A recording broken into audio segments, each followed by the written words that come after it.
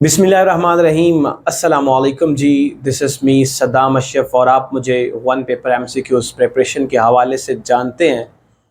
जैसा कि आपको पता है कि हमने मैथमेटिक्स को डिस्कस करने की एक सीरीज़ का आगाज़ किया हुआ है, जिसमें आज हम सिंपल इंटरेस्ट और कंपाउंड इंटरेस्ट को डिस्कस करने जा रहे हैं। हम डिफरेंट जो टॉपिक्स हैं मैथमेटिक्स के हवाले से उनको डिस्कस कर रहे हैं, उनका जो बेसिक्स कॉन्सेप्ट है वो आपके साथ डिस्कस कर रहे हैं, वो आप तक पहुंचा रहे हैं ताकि आप मैथमेटिक्स के क्वेश्चंस के हवाले से जो बेसिक्स कॉन्सेप्ट है वो आप जान पाए, ताकि आपको सवाल करने में कोई किसी किस्म की दुश्वारी का सामना ना करना पड़े। तो इसी सिलसिले में हम मुख्तलिफ जो टॉपिक्स हैं पीपीएससी में मैथमेटिक्स फील्ड में जो डिफरेंट टॉपिक्स हैं उनको हम कवर करने की कोशिश कर रहे हैं, जिसमें हम आज सिंपल इंटरेस्ट और कंपाउंड इंटरेस्ट को डिस्कस करेंगे। इसका बेसिक्स कॉन्सेप्ट जानने की कोशिश करेंगे। इसके साथ जो मुंसलिक मुख्तलिफ टर्म्स हैं उनको हम डिस्कस करने की कोशिश करेंगे और कुछ सवालात को भी यहाँ पे डिस्कस करने की कोशिश करेंगे ताकि आपको भी समझने में थोड़ी सी आसानी हो और आप सिंपल इंटरेस्ट और कंपाउंड इंटरेस्ट के हवाले से जितने भी सवालात आपको देखने को मिले आप बआसानी हल कर पाएंगे। अब आपने क्या काम करना है, आपने ये काम करना है कि हम आपको बेसिक्स कॉन्सेप्ट प्रोवाइड करेंगे सिंपल इंटरेस्ट और कंपाउंड इंटरेस्ट के हवाले से, और इसके साथ मुंसलिक जो बेसिक्स टर्म्स हैं उनको हम यहाँ पे डिस्कस करेंगे। आपने अपने नोट्स में उनको ऐड करना है और इसके हवाले से हम यहाँ पे कुछ जो सवालात हैं उनको डिस्कस करेंगे और फिर आपने इस टॉपिक के हवाले से मुख्तलिफ वेबसाइट्स का इस्तेमाल करना है जहाँ पे आपने मुख्तलिफ सवालात इन टॉपिक्स के हवाले से करने और कुछ आप जो भी बुक्स पढ़ रहे हैं वहां से आपने सवालात करने। और सबसे इंपॉर्टेंट पीपीएससी के पास पेपर्स में जो मैथमेटिक्स है इन टॉपिक्स के हवाले से वो आपने ज़रूर कवर करनी है।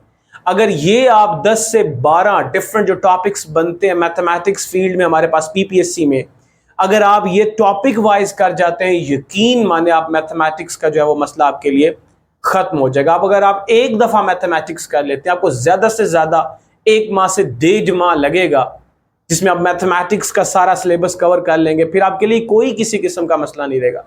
बार बार प्रैक्टिस करें, मैथमेटिक्स नाम ही प्रैक्टिस का है। अगर आप बार बार प्रैक्टिस करेंगे, मुख्तलिफ सवालों की प्रैक्टिस करेंगे तो आपके लिए आसानी हो जाएगी, आपके लिए सवाल हल करना आसान हो जाएंगे।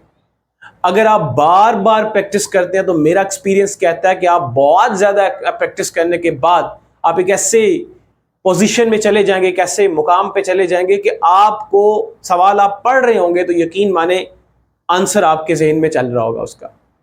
आप माइंड में फिंगर टिप्स पे उसकी कैलकुलेशंस कर सकते हैं, लेकिन पॉसिबल ऐसा कब होगा जब आपने खुद तैयारी करनी होगी, खुद प्रैक्टिस करनी होगी। मुख्तलिफ वेबसाइट्स में आपको बता चुका हूँ, मुख्तलिफ बुक्स आप पढ़ते हैं, इस तरह से आप जनाब जो है वो पीपीएससी के पास पेपर से तैयारी कर सकते हैं। हम भी इंशाल्लाह कोशिश करेंगे कि आप तक जो है वो पीपीएससी के जो पास पेपर्स की मैथमेटिक्स का पोर्शन है वो हम आप तक पहुंचाएं। लेकिन फिलहाल सबसे बेसिक जो चीज़ है वो है कि आपने बेसिक्स कॉन्सेप्ट लेना है। बहुत ज़्यादा एस्पायरेंट्स ऐसे देखने में मिले जिनको सबसे बड़ा जो प्रॉब्लम होता है वो मैथमेटिक्स फील्ड में होता है। तो मैथमेटिक्स फील्ड में 8 से 7 8 जो सवालात होते हैं वो आपका बेड़ा गर्क कर देते हैं। आप पेपर क्रैक कभी भी नहीं कर पाएंगे अगर जब तक आप मैथमेटिक्स के फोबिया को ओवरकम नहीं कर लेंगे। सो इसलिए इसको जनाब जो है वो अपनी ज़रा निगरानी में लाएं, अपनी कस्टडी में लाएं और अपने ज़रा क्या कहते हैं दिमाग में इस बात को लाएं, ज़ेरे गौर लाएं, इसको करें जनाब। ठीक है जी, स्टार्ट करते हैं फिर हम जनाब। आज हम जो डिस्कस करने जा रहे हैं वो सिंपल इंटरेस्ट हम डिस्कस करने जा रहे हैं और कंपाउंड इंटरेस्ट को डिस्कस करेंगे। तो सिंपल इंटरेस्ट और कंपाउंड इंटरेस्ट क्या होती है, इससे पहले कुछ बेसिक्स टर्म्स जो इसके साथ रिलेट करती हैं उनको बताना बहुत ही ज़रूरी होगा। जब उनको डिस्कस कर लेंगे तो सिंपल इंटरेस्ट और कंपाउंड इंटरेस्ट आपको समझना थोड़ा सा आसान हो जाएगा।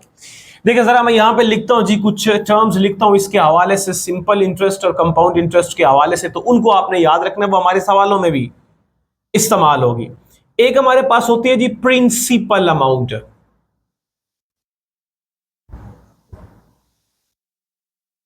क्या होती है जी? प्रिंसिपल अमाउंट होती है। इस तरह से हमारे पास एक होता है जी रेट ऑफ इंटरेस्ट होता है।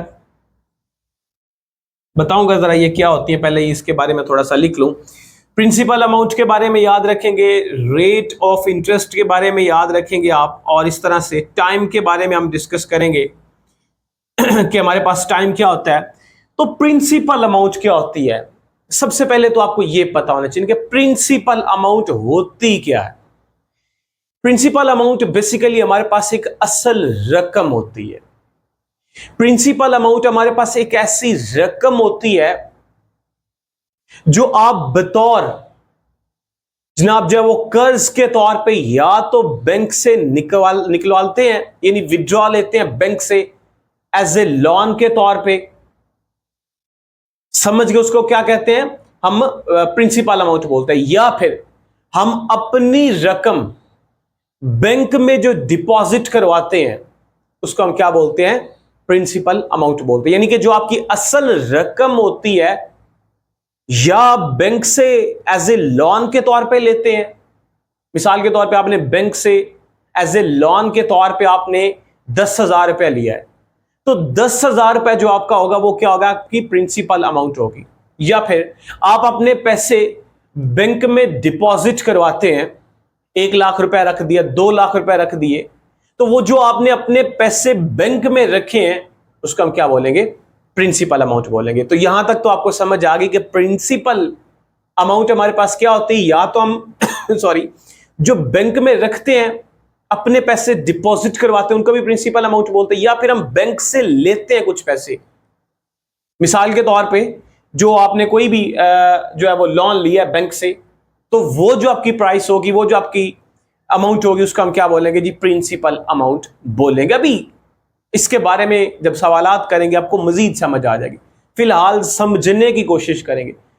इसकी तारीफ बहुत ज्यादा मुख्तलिफ लोगों ने मुख्तलिफ अंदाज में बताई, लेकिन मैं आपको सबसे सादा और सिंपल वर्डिंग्स में मैं आपको बताना मुनासिब समझता हूं, ताकि आपको समझने में आसानी हो, आपको कोई किसी किस्म की प्रॉब्लम का सामना ना करना पड़े। तो प्रिंसिपल अमाउंट की यहां तक तो आपको समझ आ गई। अच्छा जी, उसके बाद हमारे पास क्या जी, रेट ऑफ इंटरेस्ट है। तो सबसे पहले ना थोड़ा सा इंटरेस्ट को समझते हैं, फिर रेट को समझते हैं। मैं जरा यहां पे एक टर्म लिखता हूं जी, इंटरेस्ट, और एक हमारे पास होता है जी प्रॉफिट होता है।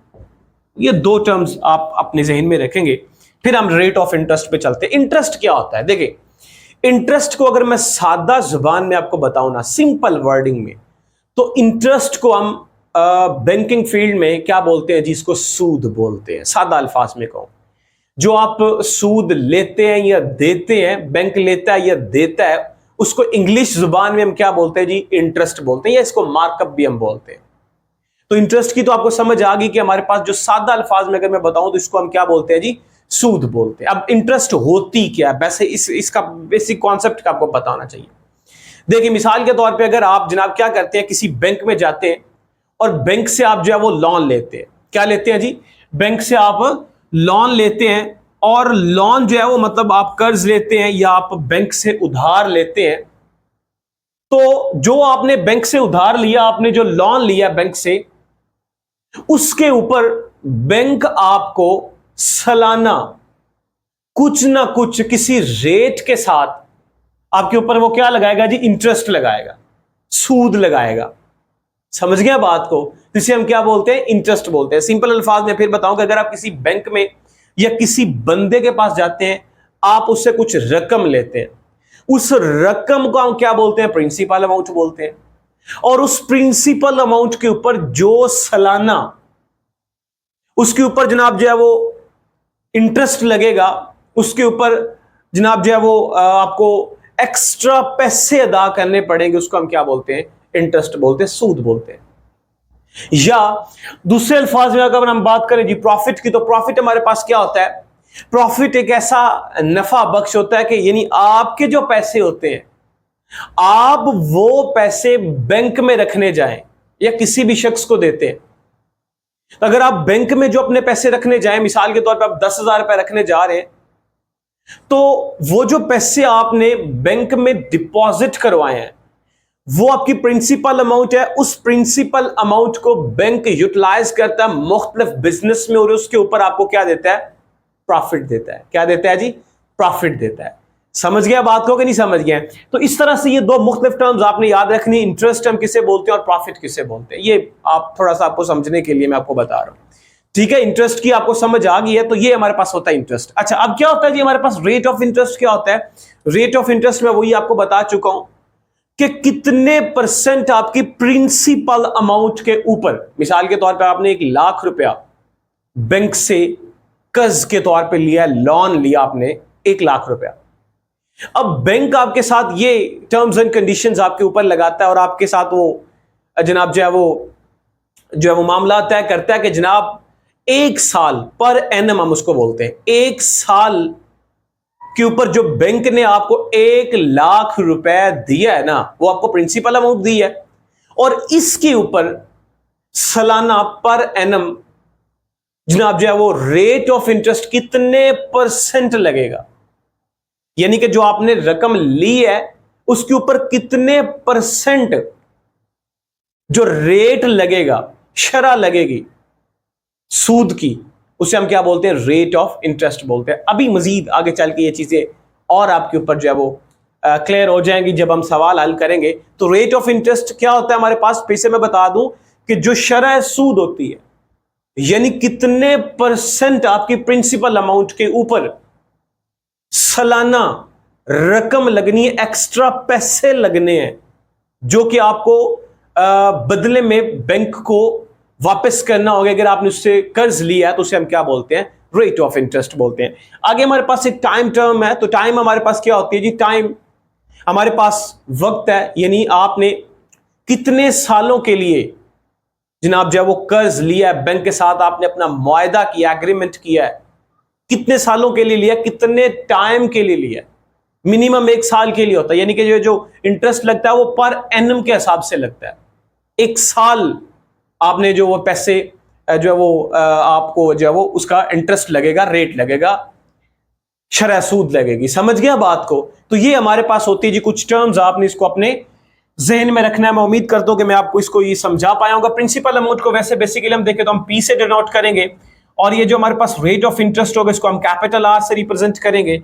इस तरह से टाइम को हम टी के साथ रिप्रेजेंट करेंगे। तो इस तरह से ये टर्म्स जो है वो आप अपने जहन में रखते हैं। तो ये हमारे पास हो गया जी, हमारे पास कुछ टर्म्स हो गया। अब हम समझते हैं जी एक बेसिक कॉन्सेप्ट हम समझते हैं जी, प्रिंसिपल सॉरी ये जो हमारे पास सिंपल इंटरेस्ट है, ये हमारे पास क्या होता है, जरा इसका कॉन्सेप्ट समझने की कोशिश करते हैं कि ये सिंपल इंटरेस्ट होता क्या है। देखिए जी, इंटरेस्ट के बारे में मैं आपको बता चुका हूं कि ये एक सूद होती है, और सिंपल एक सादा है जनाब। हमारे पास एक सादा जो सूद है उसे हम क्या बोलते हैं जी? सिंपल इंटरेस्ट बोलते हैं। जरा इसका कॉन्सेप्ट समझिएगा कि ये है क्या चीज। सिंपल इंटरेस्ट हमारे पास बेसिकली एक ऐसी रकम है, एक ऐसी एक्स्ट्रा अमाउंट है जो आपने किसी बैंक को जो है वो पे करनी होती है। सादा मजीद अल्फाज करता हूं जी, दूसरे अल्फाज में समझते हैं। मिसाल के तौर पे आपने कोई 10 लाख रुपए बैंक से एज ए लोन के तौर पे लिया है, कर्ज के तौर पे लिया। कितना लिया जी? 10 लाख रुपए आपने मिसाल के तौर पे बैंक से जनाब जो है वो क्या लिया है? लोन लिया है। अब बैंक जो है वो आपको क्या कहेगा कि जनाब जो है वो आप ये सिंपल इंटरेस्ट के ऊपर लेना चाह रहे हैं या कंपाउंड इंटरेस्ट पे। आप कहते हैं जी हम सिंपल इंटरेस्ट पे आपसे 10 लाख रुपया एज ए लोन के तौर पे लेना चाहते हैं। तो जो बैंक होगा या कोई भी शख्स जो आपको पैसे देगा वो आपको प्रिंसिपल अमाउंट 10 लाख रुपए देगा, और उस 10 लाख के ऊपर पर ईयर का, यानी कि मैंने क्या कहा पर ईयर का, पर एनम का, आपको इसको सवालों में पर एनम आएगा, एनुअली आएगा, ईयर्स के हिसाब से आएगा टाइम। उसके ऊपर रेट ऑफ इंटरेस्ट कितना लगाना है वो देने वाला डिसाइड करेगा, जिसने आपको पैसे देने हैं। मिसाल के तौर पे वो कहता है कि आपको 10% जो वो रेट ऑफ इंटरेस्ट देना पड़ेगा पर ईयर का, हर साल का। तो वो जो 10 लाख का 10% बनता है 1 साल का, वो जो एक्स्ट्रा अमाउंट आती है आपके प्रिंसिपल अमाउंट को निकाल के, जो कि आपने बदले में बैंक को देनी होती है, उसे हम क्या बोलते हैं? सिंपल इंटरेस्ट बोलते हैं। क्या बोलते हैं जिसे हम? सिंपल इंटरेस्ट बोलते हैं। समझ गया बात को? तो ये हमारे पास सिंपल इंटरेस्ट होती है। अब इसका फॉर्मूला क्या है? अगर आप इसका फॉर्मूला कर लेंगे तो आपके लिए सवाल इसके हल करना बहुत हलवा हो जाएंगे। सिंपल इंटरेस्ट को हम लिखेंगे जी SI लिखेंगे। SI का क्या मतलब है जी? सिंपल इंटरेस्ट है, और इसका फॉर्मूला क्या होता है? Principal amount, P for principal amount multiply by rate of interest multiply by time, कितने टाइम के लिए आप ले रहे हैं, और डिवाइडेड बाय 100। तो ये हमारे पास फॉर्मूला होता है जी सिंपल इंटरेस्ट का। आपको सिंपल इंटरेस्ट के बहुत ज्यादा सवाल देखने को मिलेंगे पीपीएससी के पेपर्स में। ये फॉर्मूला याद कर लें, सिंपल इंटरेस्ट का सवाल हल करना आसान हो जाएंगे। अभी हल करके देखते हैं, पहले समझिए जरा इस फॉर्मूले को। मैंने क्या कहा कि ये हमारे पास क्या है? ये हमारे पास सिंपल इंटरेस्ट है, ये सिंपल इंटरेस्ट है, और यहां पे P हमारे पास क्या है? प्रिंसिपल अमाउंट है जो आप बैंक से लेंगे या आप बैंक को डिपॉजिट करवाते हैं। इस तरह से रेट क्या है? ये रेट ऑफ इंटरेस्ट है, कितने परसेंट आपको जो है वो रेट ऑफ इंटरेस्ट देना पड़ेगा, वो रेट और टाइम T, आपके पास टाइम है तो ये हमारे पास क्या आ जाएगा? 100 आ जाएगा। डिवाइडेड में क्या है जी? 100 है, क्योंकि ये रेट ऑफ इंटरेस्ट, और रेट ऑफ इंटरेस्ट आपको हमेशा परसेंटेज फॉर्म में देखने को मिलेगा। और अगर आप यहां पे 100 फॉर्मूले में नहीं लगाते तो फिर जहां पे जो आप R की वैल्यू पुट करेंगे उसके साथ परसेंटेज का साइन होगा, उस परसेंटेज की जगह पे भी तो आपको 1/100 लिखना पड़ेगा ना। तो हमने क्या किया? हमने यहां पे R की जगह पे परसेंटेज की जगह पे यहां पे ऑलरेडी हमने लिख दी, क्योंकि R की वैल्यू के साथ परसेंटेज तो आना ही आना है। समझ गया? तो ये फॉर्मूला आप याद रखेंगे। अब जरा मूव करते हैं जिसके सवाल की तरफ मूव करते हैं, सवाल को समझते हैं कि इसका सवाल क्या है। और ये देखते हैं जी, हमारे पास क्वेश्चन नंबर 1 है, calculate the amount of interest on amount of 1000 रुपया। जनाब जी वो कह रहा है कि आपने क्या मालूम करना है जी? आपने इसका सिंपल जो है वो इंटरेस्ट मालूम करना है, और आपके पास जो अमाउंट है वो कितनी है? 1000 है, और उसके ऊपर जो रेट लगा है, रेट ऑफ इंटरेस्ट लगा है वो 10% लगा है, और पर एनम लगा है, यानी सालाना है ना, मैंने कहा सालाना लगता है। और कितने सालों के लिए? ये 2 सालों के लिए आपने जो है वो सिंपल इंटरेस्ट निकालना है, 1 साल के लिए नहीं। जितने साल के लिए वो पूछे, जितने टाइम के लिए वो पूछे, वो उसकी मर्जी है, लेकिन आपने याद रखना है कि रेट ऑफ इंटरेस्ट हमेशा कितने ऊपर लगता है? पर एनम के हिसाब से लगता है, सालाना लगता है, ठीक है। और आप सिंपल इंटरेस्ट यानी पैसे कितने साल इस्तेमाल करना चाहते हैं वो आपकी मर्जी है। जितने साल इस्तेमाल करेंगे, हर साल जितने वो आपसे पूछेगा उतने हिसाब से आपको पे करने पड़ेंगे। समझ गए बात को? तो उसके बाद कह रहा है कि 2 सालों के लिए और क्या मालूम करें जी? सिंपल इंटरेस्ट आपने मालूम करना है। तो सबसे पहले आपने काम क्या करना होता है? आपने यहां से डाटा निकालना होता है। तो डाटा में देखिए जी, हमारे पास क्या है जी? प्रिंसिपल अमाउंट जो हमने बैंक से जो ली है वो हमारे पास कितनी है जी? 1000 रुपया प्रिंसिपल अमाउंट है, और रेट कितना है जी? वो हमारे पास है जी 10% है, और टाइम कितने के लिए जी? 2 सालों के लिए जी है, ठीक है जी, 2 सालों के लिए है। और आपने क्या निकालना है जी? सिंपल इंटरेस्ट निकालना है। फिर से जरा सवाल को समझे, 1000 रुपये आपने बैंक से लिया है, और 1000 के ऊपर जो सालाना रेट ऑफ इंटरेस्ट लगेगा, जो आपको एक्स्ट्रा पैसे देने पड़ेंगे, वो 1000 का 10% होगा, 10% होगा। और आपने ये जो रकम है वो कितने सालों के लिए इस्तेमाल की है? 2 सालों के लिए इस्तेमाल की। तो वो बता रहा है, पूछ रहा है आपसे कि बताओ कितना आपको जो है वो इंटरेस्ट जो है वो सिंपल इंटरेस्ट बैंक को पे करना पड़ेगा। समझ गया बात को? तो ये हमारे पास है, चुप करके ये फार्मूला आपके सामने है, इस फार्मूले में ये सारी वैल्यूज पुट कर दे। सिंपल इंटरेस्ट हमारे पास क्या होती है जी? वो हमारे पास P है, P की जगह पे आप 1000 लिखेंगे जी, ठीक है। और ज़रब R आपके पास है जी, यहाँ पे देखिए 10 है, यहाँ पे देखिए जो मैं आपको बता रहा था ये परसेंटेज है।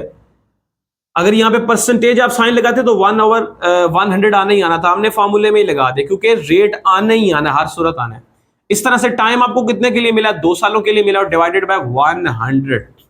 अब आप क्या करेंगे? इसको सॉल्व करेंगे, 2 जीरो के साथ ये 2 जीरो गए, बाकी 10 ज़रब 10 बच गया ऊपर, ज़रब 2, और यहाँ पे ये हमारे पास 100 होगा, ज़रब 2, और ये हमारे पास हो गया जी 200। तो सिंपल इंटरेस्ट 2 सालों के लिए 1000 प्रिंसिपल अमाउंट के ऊपर 10% रेट ऑफ इंटरेस्ट के हिसाब से कितना सिंपल इंटरेस्ट आपने निकाला है? वो 200 रुपीज आपने निकाले हैं। यानी कि 2 सालों के आपको कितने रुपीस देने पड़ेंगे? 200 रुपया देने पड़ेंगे। अगर आप 1000 रुपया उनका इस्तेमाल करते हैं, प्रिंसिपल अमाउंट इस्तेमाल करते हैं 2 सालों के लिए, रेट ऑफ इंटरेस्ट कितना आपको लगेगा पर ईयर के हिसाब से? वो 10% लगेगा। समझ गया बात को? यानी अगर आप 1 साल के लिए इस्तेमाल करते तो आपको सिर्फ 100 रुपया पे करना पड़ेगा। 1000 का 10% कितना है जी? 100 रुपया आपको पे करना पड़ेगा, इंटरेस्ट पे करना पड़ेगा। समझ गया बात को? तो इस तरह से आप इसको सॉल्व करेंगे। अब इस फॉर्मूले में ना आपसे 3 से 4 मुख्तलिफ चीजें पूछ सकता है, यानी ये फॉर्मूला आगे 3 फार्मूलों में कन्वर्ट हो सकता है और हुआ भी है। इसके हवाले से सवाल भी आए हैं। यानी बाज़ औक़ात वो सिंपल इंटरेस्ट पूछ रहा होता है, कभी कभी वो प्रिंसिपल अमाउंट पूछ रहा होता है, सिंपल इंटरेस्ट दिया होता है, ये दिया होता है, रेट दिया होता है, टाइम दिया होता है। कभी कभी वो रेट ऑफ इंटरेस्ट पूछ रहा होता है, सिंपल इंटरेस्ट दी होती है, प्रिंसिपल अमाउंट दी होती है, टाइम दिया होता है। इस तरह से ये जो टाइम है ये भी आपको पूछ सकता है आपसे, ये बाकी 3 चीजें दी होगी। यानी कि ये फार्मूला आगे मजीद 3 डिफरेंट फार्मूलाज में कन्वर्ट हो सकता है और हुआ है। आपने इसको कन्वर्ट करना है खुद, क्योंकि इसके हवाले से सवाल बनते हैं, आते हैं, मैं इसलिए आपको कह रहा हूं। ठीक है जी, ठीक है। तो इसको अब जरा हम जनाब रिमूव करते हैं और जो हमारे पास नेक्स्ट क्वेश्चन है उसकी तरफ मूव करते हैं जी। नेक्स्ट क्वेश्चन हमारे पास है सॉरी यार, a sum of fetched total simple interest of 16.25 at the rate of 9% per annum. वो कह रहे हैं, अब देखें, अब उसने सिंपल इंटरेस्ट खुद बता दिया है। कहता है कि सिंपल इंटरेस्ट आपके पास कितना है? 4016.25 रुपीज आपको जनाब क्या लगे? सिंपल इंटरेस्ट लगा है। उसके ऊपर जो रेट था वो 9% था और पर एनम के हिसाब से, और आपने 5 सालों के लिए इस्तेमाल किया इसको। और बताओ कि इसकी प्रिंसिपल अमाउंट क्या है? देखो ये बात आ गई ना कि यहाँ पे, अब यहां से प्रिंसिपल अमाउंट का जरा फॉर्मूला थोड़ा सा हम रीअरेंज करते हैं। हमारे पास P इज इक्वल टू क्या आ जाएगा? P इधर ही रहेगा, सिंपल इंटरेस्ट आएगा और इसके साथ 100 हो जाएगा, ये ऊपर जाके जनाब जो वो मल्टीप्लाई हो जाएगा और ये दोनों R और T दोनों ही नीचे आ जाएंगे। ये देखें इस तरह से, ये हमारे पास फार्मूला बन गया और ये नेक्स्ट क्वेश्चन इस फार्मूले के हिसाब से होगा। समझ गया बात को? अब क्या करें? अब यहां पे वैल्यूज लगाएं और सिंपली इसको क्या करें? सॉल्व करें। कैसे करेंगे सॉल्व? ये देखें, सिंपल इंटरेस्ट की आपके पास जो अमाउंट है वो क्या है जी? वो 16.25 है, ज़रब 100 है और डिवाइडेड बाय हमारे पास कितना है जी? रेट आपको कितना दिया जी? 9% दिया है, ठीक है। और इस तरह से ज़रब टाइम कितना दिया जी? 5 सालों के लिए दिया। ये देखें जिस तरह से, ठीक है। तो अब आप इसको क्या करेंगे जी? सॉल्व करेंगे। किस तरह से सॉल्व करेंगे? 40/16 और मैं इसको 25 कर दूंगा और डिवाइडेड मैं इसको 100 कर दूंगा। और आपको पता ही है कैसे हुआ, क्योंकि यहाँ पे पॉइंट है 1 आ जाएगा और पॉइंट के बाद जितने डिजिट्स होंगे उतने जीरो लग जाएंगे। उसके साथ ज़रब हमारे पास कितना है जी? 100 है। इस तरह से ज़रब हमारे पास 9 है, ज़रब हमारे पास कितना है जी? 5 है। इस तरह से आप इसको सॉल्व करेंगे, ठीक है जी। और जनाब आप क्या करेंगे कि इसको सिंपली आप जो है वो सॉल्व करेंगे, इजीली सॉल्व हो जाएगा। इसमें कोई किसी किस्म की जो है वो रॉकेट साइंस जो है वो इस्तेमाल नहीं हुई। आप इसको सिंपल कैलकुलेट करें और आपका जो है वो क्या निकल आएगा? यहाँ पे प्रिंसिपल अमाउंट निकल आएगी। सिंपली क्या निकल आएगी जी?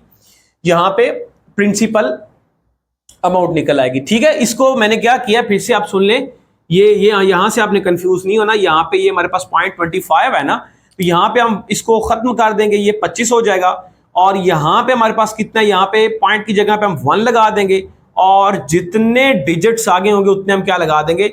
0 लगा देंगे। ये बेसिकली इस तरह से, जरा मैं थोड़ा सा इसको फिर से रेस करता हूँ, आपको थोड़ा सा इसको बता देता हूँ ताकि बाकी कैलकुलेशंस तो आप खुद कर सकते हैं। ये देखिए 40/16/25 कर दिया और मैंने इसको क्या कर दिया? 100 कर दिया और यहाँ पे ज़रब हमारे पास क्या है जी? वो ऑलरेडी 100 है। समझ गया बात को? इस तरह से यहाँ पे 9 ज़रब ये हमारे पास क्या है? 5 है। तो इस तरह से आप इसको आगे जो है वो क्या कर सकते हैं? बआसानी इसको सॉल्व कर सकते हैं। अब आपने इसको सॉल्व करके इसका जो आंसर है वो निकाल के मुझे बताना है। सिंपली कैलकुलेशंस, इसमें कोई मुश्किल नहीं है, ठीक है जी। नेक्स्ट क्वेश्चन की तरफ हम मूव करते हैं। तो नेक्स्ट क्वेश्चन जो है वो हमारे पास कंपाउंड इंटरेस्ट के हवाले से, जरा कंपाउंड इंटरेस्ट की जरा थोड़ी सी थ्योरी समझते हैं, फिर हम इसके सवाल को जो है हल करने की कोशिश करते हैं। तो कंपाउंड इंटरेस्ट क्या होता है? सिंपल इंटरेस्ट मैंने आपको बता दिया, थोड़ा सा मैं इसको बता दूं मजीद फिर से। कोई भी रकम आप बैंक से लेते हैं एज ए लोन के तौर पे, या आप उसको डिपॉजिट करते हैं बैंक में, तो बैंक बदले में क्या करता है कि वो आपको सिंपल इंटरेस्ट देता है, ठीक है। और सिंपल इंटरेस्ट में आपको बता चुका हूं कि पर एनम के हिसाब से होती है, कंपाउंड इंटरेस्ट भी पर एनम के हिसाब से होती है। यानी कि जो इंटरेस्ट लगता है, शरह सूद लगती है, वो सालाना लगती है और परसेंटेज की फॉर्म में लगती है। जो आपने प्रिंसिपल अमाउंट निकलवाई है या डिपॉजिट की है उसके ऊपर सालाना जितना rate of interest in the form of percentage लगेगा, समझ गए बात को, और यानी कि जो प्रिंसिपल अमाउंट के अलावा जो आपने पे करना होता है वो आपके पास क्या होता है, इंटरेस्ट होता है। तो प्रिंसिपल सॉरी सिंपल इंटरेस्ट के बारे में मैंने आपको बता दिया कि वो हमारे पास सिंपल क्या होती है कि वो एक रकम होती है जो आपने एक्स्ट्रा पे करनी होती है बैंक को। अब कंपाउंड इंटरेस्ट क्या होती है? कंपाउंड इंटरेस्ट क्या होती है? कंपाउंड इंटरेस्ट भी हमारे पास एक इंटरेस्ट की फॉर्म ही है, लेकिन इसमें थोड़ा सा फर्क है। इसमें थोड़ा सा फर्क कुछ इस तरह से है कि आप में जो अपनी अमाउंट है जो फिक्स कर देनी है। मिसाल के तौर पे आप जो सिंपल इंटरेस्ट कर रहे थे वो आपने जनाब अपनी बैंक में डिपॉजिट पैसे जमा किए हैं, उसके बदले में जो बैंक है वो आपको सालाना जो है वो आपको परसेंटेज के हिसाब से जो है वो आपको पैसे दे रहा है, और वो जो पैसे हैं जो एक्स्ट्रा हैं वो आप अपनी मर्जी से निकलवाना चाहे तो निकलवा लें, नहीं निकलवाना चाहते तो ना निकलवाएं। It's up to you. Use करना चाहते हैं तो कर ले, नहीं करना तो ना करें। लेकिन प्रिंसिपल जो आपकी अमाउंट है वो आपकी सेम एज इट वही की वही रहेगी। यानी कि अगर आपने प्रिंसिपल अमाउंट 10,000 ली है तो वो 10 सालों बाद भी आपकी प्रिंसिपल अमाउंट वही 10,000 ही रहेगी। लेकिन आपने जो एक्स्ट्रा पे करनी है वो in the form of simple interest आपने पे करनी होती है। वो आप यूज कर भी सकते हैं, नहीं भी कर सकते, अपने बैंक में रखना चाहें रख ले, नहीं रखना चाहे ना रखे, बैंक को उससे कोई सरोकार नहीं। अगर आपने लोन लिया तो आपको पर ईयर के हिसाब से वो पैसे पे करने होंगे जितना वो रेट ऑफ इंटरेस्ट लगाएगा। अगर आपने डिपॉजिट अपने पैसे किए हैं तो आपको सालाना रेट ऑफ इंटरेस्ट जितने परसेंटेज वो लगाएगा तो आपको आपके अकाउंट में वो एक्स्ट्रा अमाउंट आती रहेगी। आप उसको यूज करें ना करें वो आपकी अपनी मर्जी है। लेकिन ये जो कंपाउंड इंटरेस्ट है ये इसका उल्टा है। ये जो आपको रेट ऑफ इंटरेस्ट लगता है, बाकी सारी कहानी वही, आपने प्रिंसिपल अमाउंट निकलवाई है या आपने डिपॉजिट करवाई है वो आपकी अपनी मर्जी है। लेकिन इसमें यह होता है कि जो आपकी प्रिंसिपल अमाउंट है ना वो प्रिंसिपल अमाउंट आपकी बढ़ती रहती है। किस तरह से? मिसाल के तौर पे आपने 10,000 रुपया जो है वो बैंक में डिपॉजिट करवाया और उसके ऊपर 10% आपको लगे हैं सालाना, आपको जो है वो मिलने हैं। तो क्या होगा? ये होगा कि जो आपको सालाना उस 10,000 का 10% एक्स्ट्रा मिलना था, वो जो एक्स्ट्रा मिलना था वो अगर आप यूज नहीं करते, आपने जितने सालों के लिए मुआयदा किया या फिक्स करवाई अपनी अमाउंट, उसके हिसाब से क्या होगा कि वो जो आपकी एक्स्ट्रा अमाउंट होगी ना वो आपकी प्रिंसिपल अमाउंट में जमा हो जाएगी। यानी जैसे ही अगला साल स्टार्ट होगा तो प्रिंसिपल अमाउंट अब आपकी 10,000 नहीं रही। समझ गया बात को कि नहीं समझ गया? मिसाल के तौर पे आपको 10,000 आपने डिपॉजिट करवाया और आपको पर ईयर उसका 1,000 रुपया मिल रहा है एक्स्ट्रा। मिसाल के तौर पे जरा समझाता हूं कंपाउंड इंटरेस्ट क्या होती है कि 10,000 आपने बैंक में जमा करवाया और सालाना आपको इसका जो प्रॉफिट है जो एक्स्ट्रा है वो 1,000 रुपया मिल रहा है मिसाल के तौर पे। अब आप क्या करते हैं? अब आप ये करते हैं, बैंक वाला ये करते हैं कि ये जो आपका 1,000 रुपया एक्स्ट्रा आपका जो प्रॉफिट था ना, प्रॉफिट था, मिसाल के तौर पे आपने 5 सालों के लिए अपनी अमाउंट जो फिक्स करवाई है बैंक में, तो ये जो 1,000 रुपए है, ये जो 1,000 है, ये 1,000 अगले साल आपकी इस प्रिंसिपल अमाउंट के अंदर ऐड हो जाएगा। जब ऐड होगा तो आपकी अगले साल जो प्रिंसिपल अमाउंट होगी वो कितनी हो जाएगी? 11,000 रुपया हो जाएगी। फिर इस तरह से अगले साल जो फिर आपको मिलेगा, मिसाल के तौर पे आपको 1,000 फिर मिलता है, तो 1,000 अब की बार नहीं मिलेगा, अब की बार जितने परसेंटेज रेट ऑफ इंटरेस्ट लगेगा वो 11,000 के ऊपर लगेगा। अब आपकी प्रिंसिपल अमाउंट ये हो गई है। इस तरह से अगले साल फिर आपकी मिसाल के तौर पे 12,000 रुपया प्रिंसिपल अमाउंट हो गई है। तो जो आपके ऊपर नेक्स्ट साल का जो अगले साल का जो आपके ऊपर रेट ऑफ इंटरेस्ट लगेगा वो 12,000 के ऊपर लगेगा। प्रिंसिपल अमाउंट आपकी 12,000 हो गई है। समझ गया बात को कि नहीं? इसमें यह होता है कि प्रिंसिपल अब आपकी अमाउंट बढ़ती रहती है। आपका जो प्रॉफिट है वो क्या होता रहता है? वो बढ़ता रहता है, हर साल बढ़ता रहता है। या अगर आपने कोई बैंक से पैसे लोन के तौर पे लिए हैं तो उसने अगर आपको 10,000 रुपए दिए हैं तो जो आपकी जनाब जो है वो आपने एक्स्ट्रा पैसे पे करने हैं वो आपकी प्रिंसिपल अमाउंट के अंदर फिर ऐड हो जाएंगे और अगले साल जो आपको लग के आएंगे वो ज्यादा पैसे आपको लग के आएंगे। समझ गए? ये कंपाउंड इंटरेस्ट होता है। समझ गया बात को कि नहीं समझ गया? तो सिंपल इंटरेस्ट में ये होता है कि प्रिंसिपल अमाउंट आपकी सेम रहती है सादा अल्फाज में, लेकिन कंपाउंड इंटरेस्ट में क्या होता है कि आपकी प्रिंसिपल अमाउंट बढ़ती रहती है और उसके ऊपर जो रेट ऑफ इंटरेस्ट है वो जनाब जो है वो क्या होता रहता है? वो आपका इंक्रीज होता रहता है। रेट ऑफ इंटरेस्ट मिसाल के तौर 10% आपका फिक्स हुआ है तो वो 10% ही लेना है, लेकिन एक साल 10,000 पे 10% और था, अगले साल आपकी प्रिंसिपल अमाउंट बढ़ गई तो उसका 10% बढ़ जाएगा। इस तरह से उससे अगले साल रहेगा रेट ऑफ इंटरेस्ट 10% ही, लेकिन प्रिंसिपल अमाउंट बढ़ती जा रही, जैसे जैसे अमाउंट बढ़ती जा रही है तो जाहिर सी बात उसका जो रिजल्ट आपको निकलेगा लगेगा तो 10% ही, लेकिन अमाउंट तो ज्यादा आएगी ना आपकी। तो इस तरह से ये हमारे पास क्या होता है, कंपाउंड इंटरेस्ट होता है। कंपाउंड इंटरेस्ट का हमारे पास फॉर्मूला क्या होता है, इसको हम CI से लिखते हैं। Compound interest is equal to, इसका फॉर्मूला होता है principal amount into 1 plus rate हमारे पास होता है और डिवाइडेड बाय 100 होता है। इस तरह से यहां पे हमारे पास क्या आएगा, टाइम आएगा और माइनस प्रिंसिपल अमाउंट। ये हमारे पास जो है वो फार्मूला होता है कंपाउंड इंटरेस्ट का। बेसिकली ये देखा जाए तो ये P into 1 plus R upon 100 into T, ये हमारे पास अमाउंट होती है। ये हमारे पास क्या होती है, अमाउंट होती है। इस अमाउंट में से जब हम प्रिंसिपल अमाउंट को निकालते हैं फिर हमारा कंपाउंड इंटरेस्ट आता है। समझ गए बात को कि नहीं समझ गए? ये जो फार्मूला हमारे पास है ये वाला यहां तक, ये हमारे पास अमाउंट के लिए है, ठीक है। यानी कि जो एक्स्ट्रा अमाउंट आपके ऊपर लगी है, आपको एज ए इंटरेस्ट के तौर पे जो पे करनी पड़नी है, उसका फार्मूला ये है इसमें। और ये जो कंपाउंड इंटरेस्ट है वो कैसे निकलेगी कि उसमें से प्रिंसिपल अमाउंट को, इसमें से क्या कर देना, प्रिंसिपल अमाउंट को क्या कर देना है, मनफी कर देना है, फिर आपका क्या निकलेगा, कंपाउंड इंटरेस्ट निकलेगा। कंपाउंड इंटरेस्ट भी हमारे पास क्या है, एक इंटरेस्ट की टाइप ही है। तो क्वेश्चन हमारे पास जरा उसको डिस्कस करते हैं। मैं जरा इसको यहां पे एक बार फिर से लिखता हूं ताकि थोड़ा सा आपको समझ आ जाए। तो ये हमारे पास कंपाउंड इंटरेस्ट है, इसका फॉर्मूला क्या है, P into 1 plus rate upon 100 और ये T है और माइनस P है, ये हमारे पास है। सवाल हल करते हैं जी। Find compound interest on a amount of 12,600 रुपए।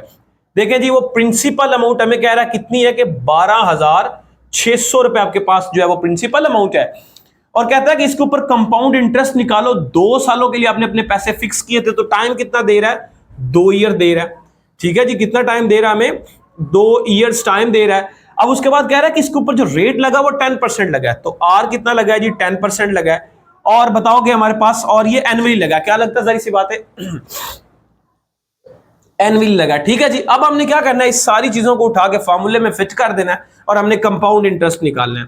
फिर से समझिए कि हमारे पास जो रकम है वो 12,600 रुपए हमने बैंक से मिसाल के तौर पे लिया या दिया है, और 2 सालों के लिए हमने फिक्स किया था, और रेट ऑफ इंटरेस्ट हमारे पास 10% इसके ऊपर लगा। सालाना कितना लगना है, 10% लगना है 12,600 रुपए इसके ऊपर, ठीक है। या जो कि हमने बैंक को देने हैं या हमने बैंक से लेने हैं, हमारी अपनी मर्जी है जिस हिसाब से हमने किया। अगर हमने लोन लिया है तो हमें देने पड़ेंगे, अगर हमने उसको डिपॉजिट करवाया तो हम उनसे लेंगे एक्स्ट्रा रेट ऑफ जो इंटरेस्ट 10% के हिसाब से 2 सालों के कंपाउंड इंटरेस्ट जो है वो लेंगे हम, ठीक है जी। तो अब हम क्या करेंगे, इस फॉर्मूले में इसको पुट करेंगे। तो कंपाउंड इंटरेस्ट में हम क्या करेंगे, यहां पे हम पुट कर देते हैं जी, हमारे पास P जो है, P हमारे पास 12,600 रुपए है, प्लस हमारे पास रेट क्या है जी सॉरी, रेट हमारे पास 10 है और डिवाइडेड बाय 100 है, ठीक है जी। और T हमारे पास टाइम कितना है जी, वो हमने 2 सालों के लिए लिया, माइनस प्रिंसिपल अमाउंट हमारे पास 12,600 रुपया है। इसको जरा सॉल्व करते हैं, सवाल हमारा हल हो जाएगा।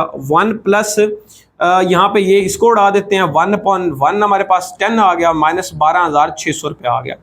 फिर इसको सॉल्व करते हैं, 12,600 इंटू यहाँ पे एलसीएम लेंगे तो हमारे पास क्या बन जाएगा, ये हमारे पास 10 है और इस तरह से ये हमारे पास 10 नहीं बनेगा और ये 1 आ गया और ये माइनस 12,600 रुपया हमारे पास होगा, ठीक है जी। अब हम क्या करेंगे, यहाँ पे 12,600 हमारे पास है इंटू यहाँ पे 11 बटा हमारे पास 10 है जी, और इसकी पावर हमारे पास 2 थी, ठीक है। इसकी पावर 2 है, माइनस 12,600। अब हम क्या करेंगे, इसको सॉल्व करेंगे मजीद। तो 12,600 इंटू ये 11/10 है हमारे पास, इस तरह से 11/10 है, माइनस 12,600 हम कर देंगे इसको, ठीक है जी। तो इसको जरा सॉल्व करें तो हमारे पास अगर हम इसको सॉल्व करते हैं तो क्या आता है, 11 को 11 के साथ मल्टीप्लाई करें तो 121 आता है। क्या आता है जी, 121 हमारे पास आता है। यहाँ पे 12,600 और ये 121 आ गया और ये नीचे 100 आ गया, माइनस 12,600। ये 2 जीरो इसके साथ उड़ गए और 126 ज़रब 121 क्या करेंगे जी, यहाँ पे 126 ज़रब 121, 6 एकम 6 और ये देखें जी 2 एकम 2 और 1 एकम 1, इस तरह से करेंगे जी। 6 2 12, 2 हासिल 1 आ गया इधर, और इस तरह से 2 2 4 और 1 5 हो जाएगा जी, इस तरह से 2 एकम 2। अब मजीद इसको करेंगे तो हमारे पास क्या बनेगा जी, 6 एकम, यहाँ पे 6 आ जाएगा, इस तरह से यहाँ पे 2 एकम 2 और 1 एकम 1। इसको क्या करेंगे जी, हमारे पास 6 बन जाएगा, और ये देखें हमारे पास क्या बनता है जी, 2 2 4 बन गया। इस तरह से ये हमारे पास कितना है जी, 5 और एक 6 6 6 12, एक आ गया, यहाँ पे 5 आ गया और यहाँ पे 1 आ गया। 15,246 हमारे पास इसकी रकम आती है जी। अब हम क्या करते हैं जरा, सॉरी यहाँ पे लिखते हैं जी, ये 126 और 121 को हमने ज़रब किया तो क्या आया, 15,246 हमारे पास आया है, और माइनस 12,600 रुपये आता है। तो इसको जरा अब हम माइनस करते हैं जी, 15,246 में से माइनस कर देना जी आपने, 12,600 को माइनस कर देना, तो 6 यहाँ पे आ गया, 4 आ गया। इस तरह से ये इसने इधर लिया अपना एक कैरी किया, तो ये 12 और 12 में से 6 निकाले तो हमारे पास 6 आ गए, और यहाँ पे 4 आ गया, तो 4 यहाँ पे 2 आ गया, तो 2646 हमारे पास जनाब जो है वो क्या आता है, कंपाउंड इंटरेस्ट आया। तो 2646 इज दी राइट ऑप्शन है। तो इस तरह से आप इसको सॉल्व करेंगे, ये हमारे पास क्या आता है जी, 2646 आता है। ठीक है, और इस तरह से कंपाउंड इंटरेस्ट के जो आप पे सवाल हल कर सकते हैं। तो इसको रेज करते हैं, जो नेक्स्ट क्वेश्चन है उसको हम डिस्कस करने की कोशिश करते हैं कि वो हमारे पास क्वेश्चन जो है वो क्या है, उसको जरा डिस्कस करते हैं। तो नेक्स्ट क्वेश्चन हमारे पास यहाँ पे मौजूद है जी, क्या है जी, कि फाइंड कंपाउंड इंटरेस्ट। यहाँ पे भी आपने कंपाउंड इंटरेस्ट ही मालूम करना है ऑन 50,000 के ऊपर आपको कंपाउंड इंटरेस्ट लगा है, वो आपने मालूम करना है विद रेट ऑफ 12% रेट है जी, compound quarterly for the period of 6 month. ये देखें जी, जरा यहाँ पे सवाल लिखते हैं, पहले इसके जो कुछ चीजें दी हैं वो लिखते हैं। हमने क्या करना है जी, कंपाउंड इंटरेस्ट मालूम करना है। एक तो बात ये होगी जी, कंपाउंड इंटरेस्ट मालूम करना। दूसरा ये है कि प्रिंसिपल अमाउंट हमें दी हुई है, वो क्या दी है जी, 50,000 रुपया दिया है जी। प्रिंसिपल अमाउंट 50,000 दी है, रेट जो दिया है जी वो 12% दिया है। अच्छा, अब उसके बाद यहाँ पे देखें quarterly for the period of 6 month. मैंने क्या कहा कि जो कंपाउंड इंटरेस्ट है या सिंपल इंटरेस्ट है वो पर एनम के हिसाब से लगता है। यहां पे 6 मंथ बताएंगे, यहां पे क्या बताएंगे आपको, 6 मंथ बताएंगे, लेकिन आपने इसको किस में कन्वर्ट करना, ईयर्स में। और आपको पता है 6 मंथ में ईयर्स कितने होते हैं, 1/2 ईयर्स। समझ गया बात को। तो हम क्या लिखेंगे फिर, टी की जगह पे हम क्या लिखेंगे, 1/2 ईयर्स लिखेंगे, 6 मंथ हम नहीं लिखेंगे, क्योंकि हमने ये जो फाइंड आउट करना होता है वो ईयर्स में करना होता है। ठीक है।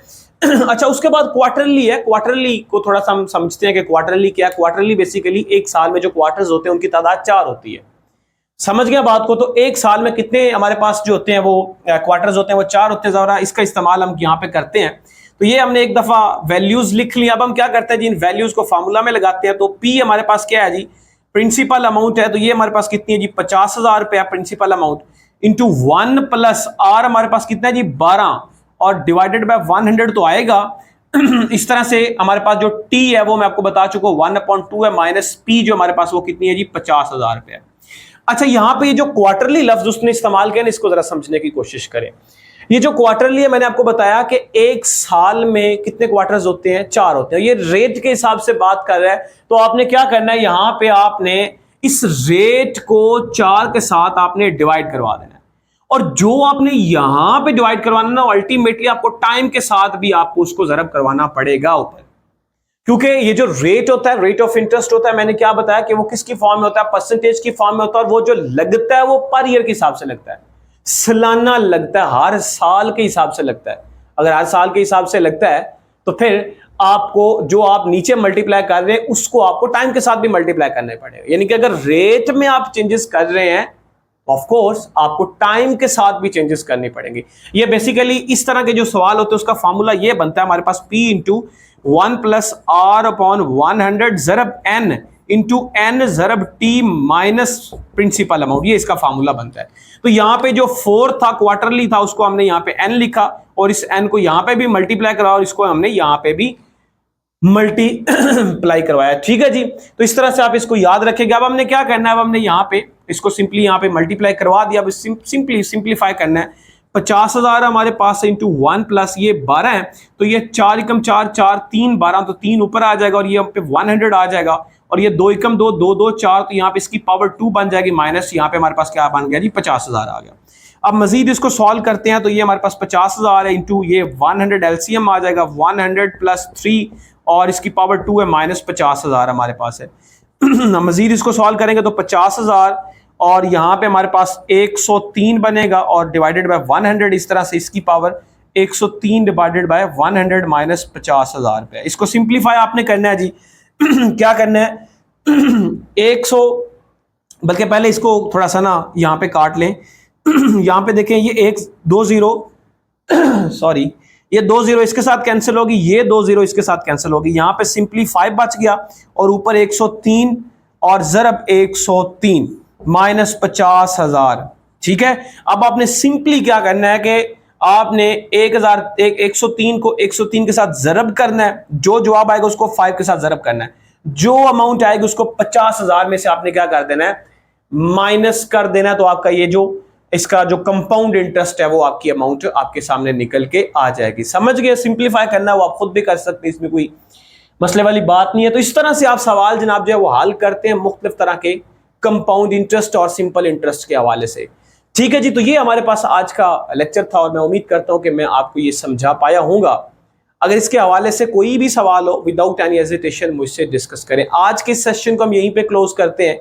इंशाल्लाह नेक्स्ट जो हमारा लेक्चर होगा उसमें हम तकरीबन प्रॉफिट और लॉस के हवाले से, प्रॉफिट परसेंटेज, लॉस परसेंटेज या फिर डिस्काउंट के हवाले से जो है वो हम कुछ चीज़ें जो है वो मालूमात आपके साथ शेयर करेंगे। उसके हवाले से सवाल कुछ डिस्कस करेंगे ताकि आपको पेपर्स में जो है वो आसानी हो जाए, आप इसकी बार बार प्रैक्टिस करें और आपका जो है वो मैथमेटिक्स का जो फोबिया है वो ओवरकम हो जाए। ठीक है जी, आज के सेशन को हम यहीं पे क्लोज करते हैं और मैं उम्मीद करता हूँ कि ये लेक्चर आज का जो है वो आपके लिए बहुत ज़्यादा प्रोडक्टिव रहा होगा।